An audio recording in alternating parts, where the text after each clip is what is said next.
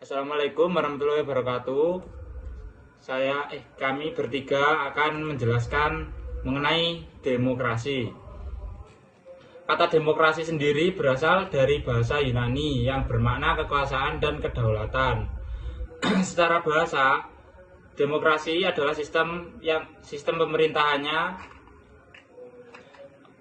oleh tangan rakyat, dari rakyat dan untuk rakyat.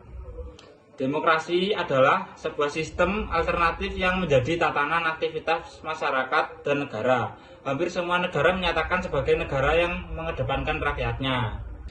Dan sejarah demokrasi itu pertama kali diterapkan di kota Athena dan menerapkan konsep demokrasi langsung, yaitu ketika keputusan-keputusan politik yang dijalankan oleh seluruh warga negara.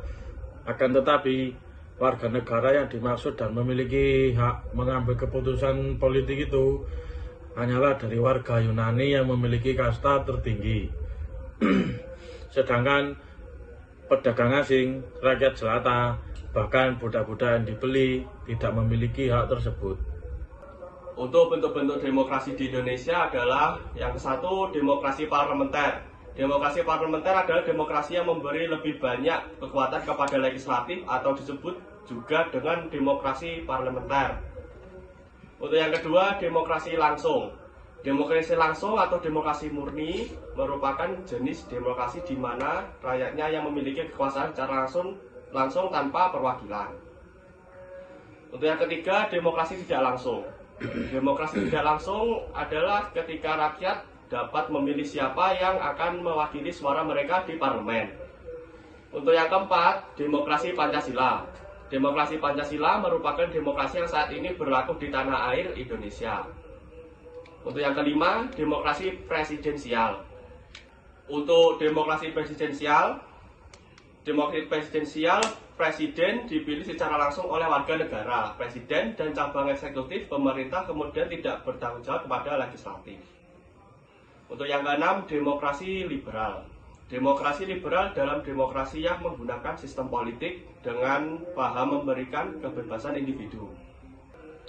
Tujuan dan fungsi demokrasi: 1. Kebebasan berpendapat. 2. Menciptakan keamanan dan ketertiban. 3. Mendorong masyarakat aktif dalam pemerintahan. 4. Membatasi kekuasaan pemerintahan. 5. Mencegah perselisihan. Prinsip-prinsip demokrasi adalah prinsip demokrasi dan prasyarat dari berdirinya negara.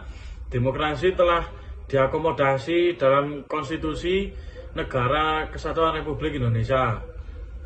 Menurutnya, prinsip-prinsip demokrasi adalah 1. Kedaulatan masyarakat, dan 2. Pemerintahan berdasarkan persetujuan dari yang diperintah.